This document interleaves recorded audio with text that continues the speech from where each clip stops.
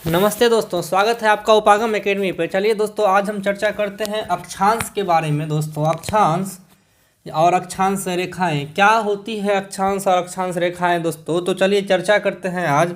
तो दोस्तों, पृथ्वी पर खींची गई वैसी काल्पनिक रेखाएं, पृथ्वी है, मान लीजिए दोस्तों, अगर ये पृथ्वी है तो पृथ्वी पर खींची गई वैसी काल्पनिक रेखाएं जो क्षैतिज एवं समांतर हो।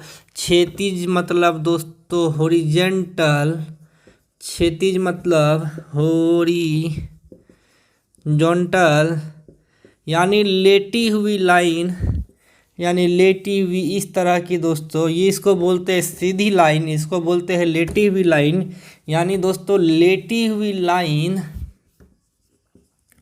लेटी हुई रेखा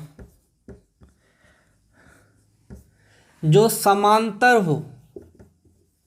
समांतर क्या होता है दोस्तों? जैसे ये लाइन और ये लाइन अगर एक दूसरे के समान रूप से चल रही हो और एक दूसरे को कट नहीं करे, कहीं भी कट नहीं करे, तो दोस्तों ऐसी रेखा समांतर कहलाती है। जो चलते और जाए और कहीं कट नहीं करे उसको दोस्तों समांतर रेखा कहते हैं। तो दोस्तों पृथ्वी पर खींची गई वैसी काल्पनिक और क्षैतिज रेखाएं जो पृथ्वी पर खींची गई वैसी काल्पनिक और क्षैतिज रेखाएं जो समांतर हो उसे दोस्तों अक्षांश रेखा कहते हैं। अगर भूगोल की भाषा में बात करें दोस्तों, भूगोल की भाषा में बात करें दोस्तों, तो पृथ्वी पर एक अक्षांश रेखा है 0 डिग्री। एक अक्षांश रेखा है दोस्तों 0 डिग्री, जो पृथ्वी को दो बराबर बराबर भागों में बांटती है, जो पृथ्वी को दो बराबर बराबर भागों में बांटती है, ऊपर और नीचे। ऊपर को बोलते हैं दोस्तों उत्तरी गोलार्ध, नॉर्थ हेमिस्फेयर, नीचे को बोलते हैं दक्षिणी गोलार्ध, साउथ हेमिस्फेयर। तो दोस्तों 0 डिग्री के ऊपर, 0 डिग्री के ऊपर 89 टोटल अक्षांश रेखाएं हैं। 89 टोटल अक्षांश रेखाएं हैं और एक अक्षांश वृत्त है जिसको नॉर्थ पोल बोलते हैं। और 0 डिग्री से नीचे भी दोस्तों टोटल 89 अक्षांश रेखाएं हैं, अक्षांश रेखाएं हैं दोस्तों। इस तरह से बनाते ताकि आपको समझ में आए। होता तो ऐसे ही है लेकिन हम दोस्तों अभी इसको अपोजिट कर रहे हैं ताकि आपको ये समझ में आए। तो दोस्तों दक्षिणी अक्षांश बिंदु को बोलते हैं साउथ पोल। और ज्योग्राफी की भाषा में बोले दोस्तों तो 0 डिग्री से अगर किसी रेखा को कोणीय दूरी पर काटे, या फिर 0 डिग्री से ऊपर कोई रेखा अगर 0 डिग्री से एंगल बनाती हो तो दोस्तों वो रेखा अक्षांश रेखा कहलाती है। कहने का अर्थ क्या है दोस्तों? कहने का अर्थ क्या है दोस्तों कि अक्षांश रेखाएं वैसी रेखाएं जो 0 डिग्री से किसी कोण पे, एंगल पे, किसी कोणीय दूरी पे स्थित हो। यानी दोस्तों अगर ये अक्षांश है और ये 0 डिग्री है तो दोस्तों ये वाला जो एंगल है दोस्तों, ये वाला जो थीटा है दोस्तों, इसी कोणीय दूरी को अक्षांश रेखाएं बोलती हैं। इसी कोणीय दूरी को अक्षांश रेखाएं बोलते हैं। लेकिन दोस्तों ज्योग्राफी की ये भाषा आपको याद रखने की ज़रूरत नहीं है। सीधा सीधा कि जो पृथ्वी को क्षैतिज रूप से बराबर बराबर भागों में काटती हो, समांतर हो, वो अक्षांश रेखाएं कहलाती है। चलिए दोस्तों अब हम अक्षांश के थोड़ा और डिटेल में चलते हैं दोस्तों। तो पृथ्वी पे कुछ महत्वपूर्ण अक्षांश रेखाओं की चर्चा करते हैं। पहला 0 डिग्री, इसको दोस्तों हम लोग हिंदी में विषुवत रेखा बोलते हैं, विषुवत रेखा बोलते हैं। इंग्लिश में इक्विलेटरल लाइंस बोलते हैं। इसीलिए दोस्तों क्योंकि ये पृथ्वी को इक्वल भागों में बांटती है। ऊपर वाले भाग को नॉर्थ हेमीस्फीयर उत्तरी गोलार्ध, नीचे वाले भाग को साउथ हेमीस्फीयर दक्षिणी गोलार्ध बोलते हैं। और 0 डिग्री से ऊपर कुल दोस्तों 89 अक्षांश रेखाएं हैं। 0 डिग्री से ऊपर दोस्तों कुल 89 अक्षांश रेखाएं हैं। आपको ये दिख रहा है। और एक अक्षांश बिंदु है, वो है दोस्तों नॉर्थ पोल। इसी तरह सेम दोस्तों 0 डिग्री से नीचे कुल 89 अक्षांश रेखाएं हैं, 89 अक्षांश रेखाएं हैं। और एक अक्षांश बिंदु है दोस्तों जिसको बोलते हैं साउथ पोल। तो दोस्तों अब हम इसमें कुछ इम्पोर्टेंट अक्षांश रेखाओं के नाम लिखेंगे और समझेंगे कि वो क्या है। तो पहला है दोस्तों 23.5 डिग्री नॉर्थ, और दूसरा है दोस्तों 66.5 डिग्री नॉर्थ। सेम नीचे आते हैं 0 डिग्री से दोस्तों 23.5 डिग्री साउथ, और दोस्तों 66.5 डिग्री साउथ। इनका कुछ अलग नाम है दोस्तों, इसीलिए हमने लिखे हैं। तो दोस्तों 66.5 डिग्री नॉर्थ को बोलते हैं आर्कटिक सर्कल, आर्कटिक वृत्त। और 66.5 डिग्री साउथ को बोलते हैं अंटार्कटिक सर्कल, अंटार्कटिक वृत्त। 23.5 डिग्री नॉर्थ को बोलते हैं दोस्तों हिंदी में कर्क रेखा, और अंग्रेजी वालों ट्रॉपिक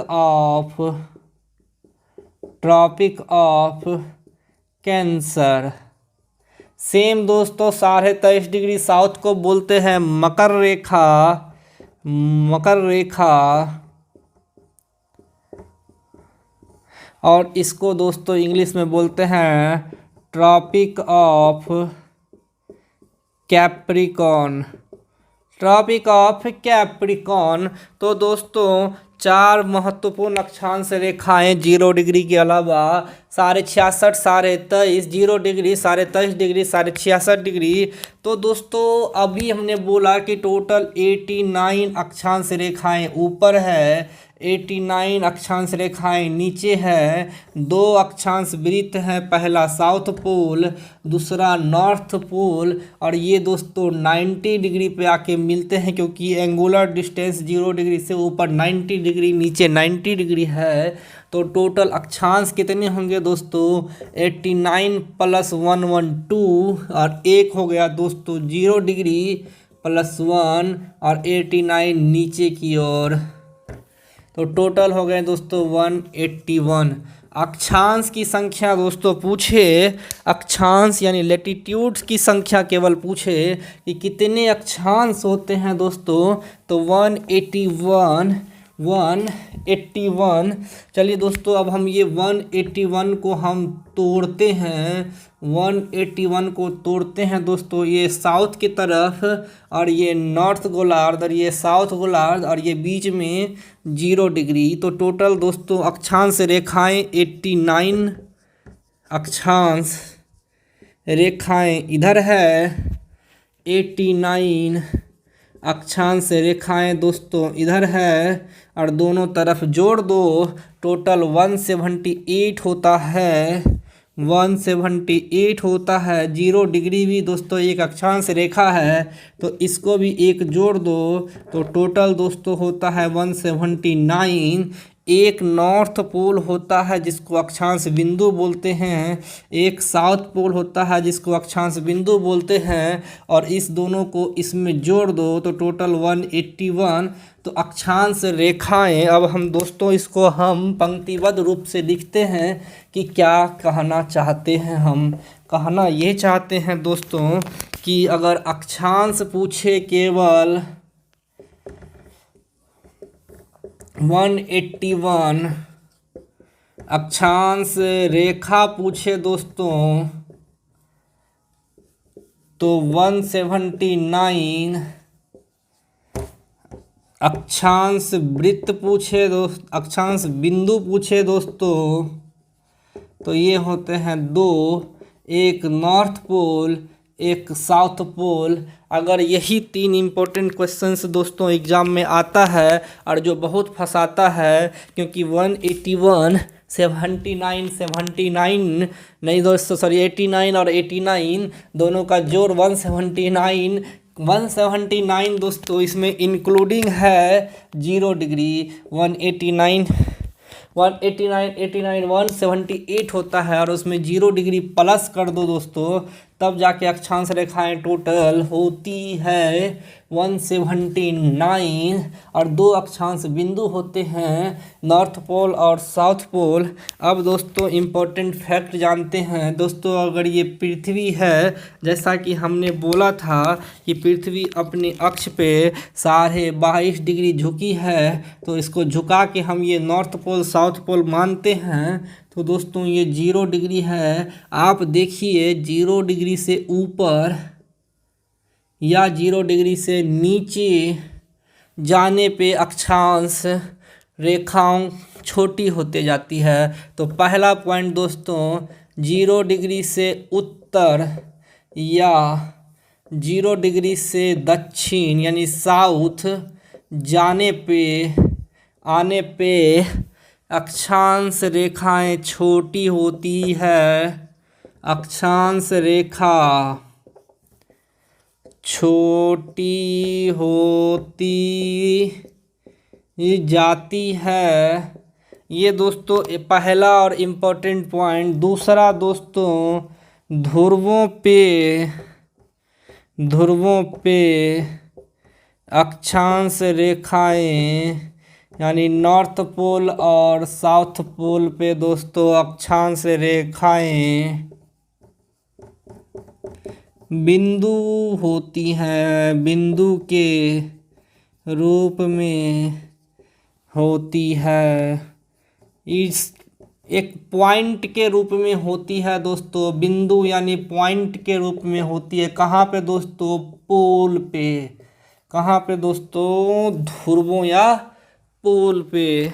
अब अक्षांश रेखाएं ऊपर जाओ 0 डिग्री से या नीचे जाओ 0 डिग्री से, तो अक्षांश रेखाएं छोटी होती है। इसका मतलब सबसे बड़ा अक्षांश कौन होगा दोस्तों? 0 डिग्री होगा। क्वेश्चन में पूछ दे अगर कि सबसे बड़ी अक्षांश रेखा है, सबसे बड़ी अक्षांश रेखा है, तो दोस्तों आंसर होगा 0 डिग्री। बिना सोचे समझे मार देना, आपको कोई दिक्कत नहीं होगा। इसके अलावा दोस्तों आपसे पूछ दे कि कर्क रेखा, मकर रेखा, तो मार देना 23.5 डिग्री उत्तर की ओर, 23.5 डिग्री दक्षिण की ओर। अगर पूछ दे आर्कटिक या अंटार्कटिका, तो फिर भी दोस्तों आराम से 66.5 डिग्री उत्तर की ओर और 66.5 डिग्री दक्षिण की ओर। ये इम्पोर्टेंट पॉइंट है दोस्तों, लिख लीजिए, याद कर लीजिए बिना कोई डाउट के। और दोस्तों अब हम दूरी की बात करते हैं दोस्तों, तो दो अक्षांशों के बीच की दूरी 111.3 किलोमीटर होती है। कहाँ पे दोस्तों? 0 डिग्री और 1 डिग्री के बीच में। जैसे जैसे ऊपर बढ़ते हैं दूरी बढ़ते जाती है, और ध्रुवों पे यानी दोस्तों 89 डिग्री और 90 डिग्री के बीच अंतिम जब ये ध्रुवों पे पहुँचते हैं दोस्तों, जब ये हम लोग ध्रुवों पे पहुँचते हैं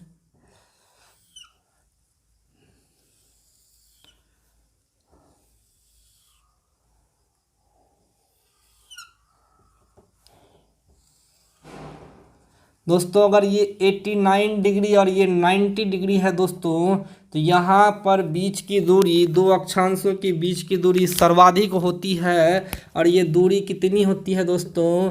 111.7 किलोमीटर। क्योंकि जैसे जैसे अक्षांश वृत्त छोटे होते जाएंगे इनकी मोटाई फैलते जाएगी, और जहाँ अक्षांश बड़े होंगे ये आपस में सिकुड़ते जाएंगे। और इसीलिए दोस्तों 0 डिग्री और 1 डिग्री ऊपर जाओ या नीचे जाओ इसके बीच की दूरी होती है 111.3 किलोमीटर। तो हाईएस्ट 111.7, लोएस्ट 111.3 किलोमीटर अक्षांशों के बीच की दूरी होती है। दोस्तों ये इम्पोर्टेंट पॉइंट अक्षांशों से रिलेटेड था। एक अलग से एग्जाम्पल में आजकल पूछता है कि सह अक्षांश क्या होते हैं? कोलेटिट्यूड लाइन, इंग्लिश वालों कोलेटिट्यूड लाइन, सह अक्षांश। तो दोस्तों 90 डिग्री में से किसी भी अक्षांश रेखा, मान लो मैंने 23.5 डिग्री घटा दिया, 23.5 डिग्री घटा दिया, जो भी रिजल्ट आया 90 में से 20 गया तो 70, 3 गया तो 67, आधा गया तो 66.5।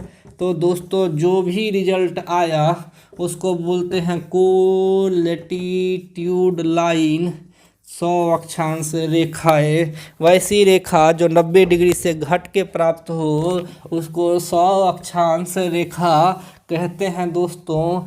इसके अलावा अब आते हैं दोस्तों अक्षांश रेखाएं और उसके महत्व के बारे में। तो अक्षांश रेखाओं का महत्व, पहला तो दोस्तों ऋतु परिवर्तन, दूसरा दोस्तों मानसून, और किसी और भाषा में बोलो तो बारिश के कारक।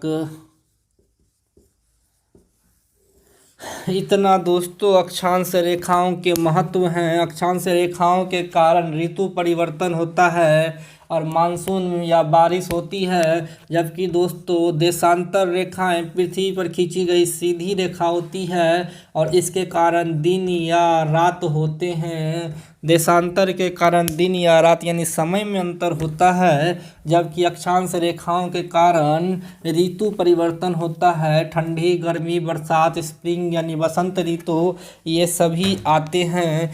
कैसे आते हैं दोस्तों? तो चलिए एक झलक उस पर हम डालते हैं। तो चलिए दोस्तों मान लीजिए कि ये पृथ्वी है और झुकी हुई है, उत्तरी गोलार्ध और दक्षिणी गोलार्ध, इसको बोलते हैं उत्तरी गोलार्ध, इसको बोलते हैं दक्षिणी गोलार्ध, उत्तरी पोल और दक्षिणी पोल।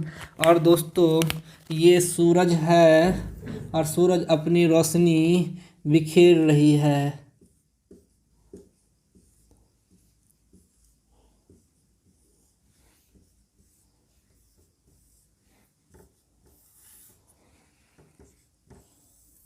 तो दोस्तों आप ज़रा देख सकते हैं इस फोटो को देख के दोस्तों आपको क्या रिजल्ट निकल के आता है दोस्तों कि 0 डिग्री पे सूरज की किरणों को आने में सबसे कम समय लगता है। इसका मतलब कि 0 डिग्री से लेके आसपास के क्षेत्र दोस्तों मान लो कि हमने 30 डिग्री ऊपर और 30 डिग्री नीचे ले लिया। तो 0 डिग्री से दोस्तों 30 डिग्री नॉर्थ और 30 डिग्री साउथ ग्रीष्म मौसम रहता है। अगर यानी यहाँ पे दोस्तों सालों भर आपको समुद्र अगर है तो वाष्पीकरण होगा।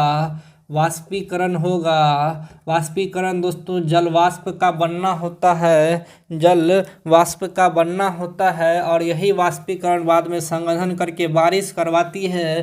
तो यहाँ दोस्तों सदा बहार वन मिलते हैं और सर्वाधिक बारिश भी होती है। औसतन किसी और जगह से बारिश ज़्यादा होती है दोस्तों, क्योंकि उत्तरी और दक्षिणी गोलार्ध में सूरज की किरणों को पहुंचने में सर्वाधिक समय लगता है दोस्तों।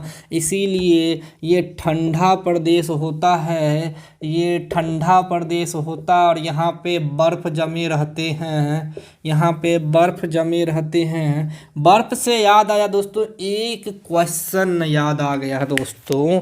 यहाँ पे बर्फ़ जमे रहते हैं क्योंकि सूरज की रोशनी सर्वाधिक कम होती है और ध्रुवों पे, चूँकि पृथ्वी को एक रोटेशन करने में 1 साल लगता है दोस्तों, तो यहाँ ध्रुवों पे 6 महीने दिन और 6 महीने रात होती है। क्यों? क्योंकि अब दोस्तों ये घूम के जब तक यहाँ पहुँचेगी, इस साइड सूरज की रोशनी मिलेगी ही नहीं। अगर फिर ये नॉर्थ वाला इधर आएगा तब तक सूरज की किरणें नॉर्थ को नहीं मिलेगी। इसीलिए ध्रुवों पे दोस्तों 6 महीने का दिन और 6 महीने का रात होता है। हमने दोस्तों मानचित्र में देखा है दोस्तों कि ऊपर जो नॉर्थ पोल है वहाँ पे आर्कटिक महासागर है, जबकि नीचे जो साउथ पोल है वहाँ अंटार्कटिका महाद्वीप है। बर्फ का बहुत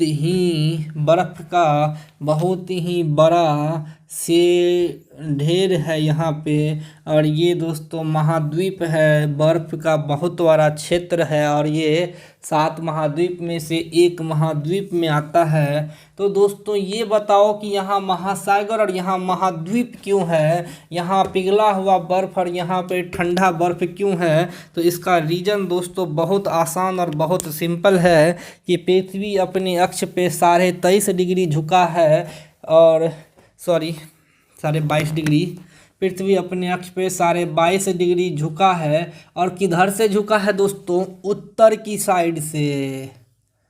किधर से झुका है दोस्तों? उत्तर की साइड से। इसीलिए यहाँ पे सूरज की रोशनी थोड़ा ज़्यादा मिलती है और यहाँ पे बर्फ़ पिघले रहते हैं, लेकिन ठंडा पानी रहता है। पानी ठंडा रहता है लेकिन बर्फ़ पिघला हुआ रहता है, क्योंकि बर्फ़ को एक गुप्त ऊष्मा 80 कैलोरी पर ग्राम होती है, और इस गुप्त ऊष्मा से अगर ज़्यादा एनर्जी मिल जाए तो बर्फ़ पिघल जाता है। गुप्त ऊष्मा दोस्तों, गुप्त ऊष्मा अगर बढ़ जाए तो बर्फ़ पिघल के पानी बन जाता है।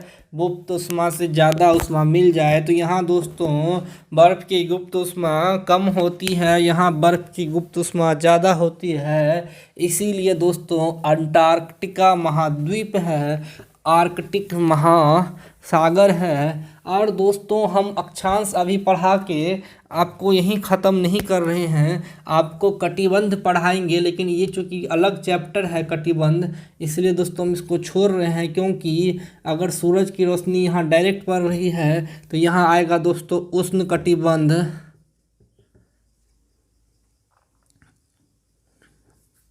यहाँ भी आएगा दोस्तों उष्ण कटिबंध। फिर दोस्तों आएगा उपोष्ण कटिबंध, उपोष्ण कटिबंध, शीतोष्ण कटिबंध, शीत कटिबंध, उपोष्ण कटिबंध, शीतोष्ण कटिबंध, ऊपर नीचे शीत कटिबंध। कटिबंध दोस्तों दो अक्षांशों के बीच वैसा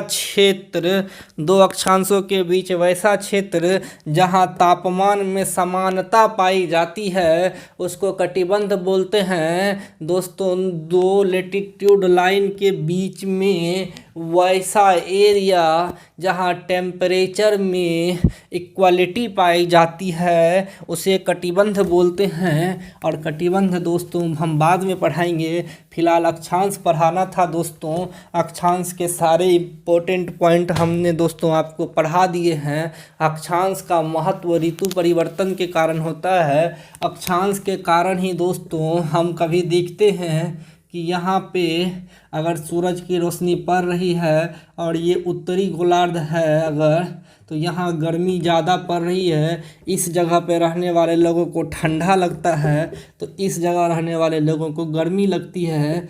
और यही सूरज अगर इस साइड में अगर आ जाए, पृथ्वी गोल गोल घूमते घूमते एंटी क्लॉकवाइज घूमती है और ये एक्सिस बदल जाए, सूरज तो नहीं बदलेगा, अगर ये एक्सिस ही बदल जाए तो अब दोस्तों क्या होगा, नॉर्थ है यहाँ ठंडा लगेगा, साउथ वाले को गर्मी लगेगा। तो ये तो दोस्तों बाद की बात है, इसको हम बहुत डिटेल से पढ़ाएंगे कि पृथ्वी की घूर्णन गति, कब ठंडा कब गर्मी, कब एपीहेलियन पेरीहेलियन, सूरज से दूरी, दोस्तों सब अगले आने वाले 1-2 क्लास में आपको डिटेल से क्लियर होगा। फिलहाल अक्षांश से रिलेटेड 5-6 महत्वपूर्ण प्रश्न हैं। 23.5 डिग्री उत्तरी रेखा, 23.5 डिग्री दक्षिणी रेखा, 66.5 डिग्री उत्तरी अक्षांश, 66.5 डिग्री दक्षिणी अक्षांश, उत्तरी पोल, दक्षिणी पोल के नाम, और दोस्तों उत्तरी महासागर है, दक्षिणी महाद्वीप है, क्यों उत्तरी पोल महासागर है, दक्षिणी पोल महाद्वीप है, इसके रीजन, और ऋतु परिवर्तन में अक्षांश रेखाओं का महत्व है कि देशांतर रेखाओं का। तो आपको दोस्तों आंख बंद करके अक्षांश रेखा मारने हैं। और दिन अगर रात में अगर किसी चीज़ का महत्व है कि दिन और रात, दोस्तों दिन और रात किसके कारण होते हैं, तो दोस्तों वो होते हैं, दिन और रात होते हैं दोस्तों देशांतर रेखाओं के कारण। तो इसके अलावा दोस्तों अक्षांश से रिलेटेड कुछ महत्वपूर्ण पॉइंट हैं दोस्तों कि अक्षांश हमेशा पूर्ण वृत्त बनाते हैं, अक्षांश जब भी चलते हैं दोस्तों तो वो पूर्ण वृत्त बनाते हैं अक्षांश। क्वेश्चन भी है दोस्तों, ये क्वेश्चंस में आया हुआ है, पारा मेडिकल वालों ध्यान देना, पूछा गया है लैटिट्यूड लाइन हॉल सर्किल बनाता है, जबकि देशांतर जो अगले क्लास में पढ़ाएंगे, देशांतर दोस्तों अर्धवृत्त बनाता है और देशांतर की संख्या 360 होती है। देशांतर अर्धवृत्त बनाते हैं जबकि अक्षांश पूर्ण वृत्त बनाते हैं। आपने देखा होगा कि अक्षांश रेखाएं पूरे पृथ्वी को एक चक्कर से घेर लेती है, क्योंकि अक्षांश रेखाएं सूरज के चारों ओर घूमने पे डिपेंड करती है, जबकि देशांतर रेखाएं पृथ्वी के अपने अक्ष पे घूमने पे डिपेंड करती है। इसके अलावा दोस्तों आपको अक्षांश रेखाएं से आपको बताएंगे कि आखिर क्यों उत्तरी गोलार्ध में गर्मी के मौसम में जो गर्मी पड़ती है वो उतनी नहीं पड़ती है जितना कि दक्षिणी गोलार्ध में गर्मी के मौसम में गर्मी पड़ती है। आखिर इसका इफ़ेक्ट क्यों ऐसा होता है, तो वो पृथ्वी के झुके होने के कारण ऐसा होता है। ये सभी अगले क्लास में दोस्तों डिटेल से बताएंगे। आज के लिए इतना ही, धन्यवाद दोस्तों। अक्षांश रेखाओं से जुड़े अगर कोई भी प्रश्न कमेंट करें दोस्तों, उसका जवाब हम ज़रूर देंगे। धन्यवाद।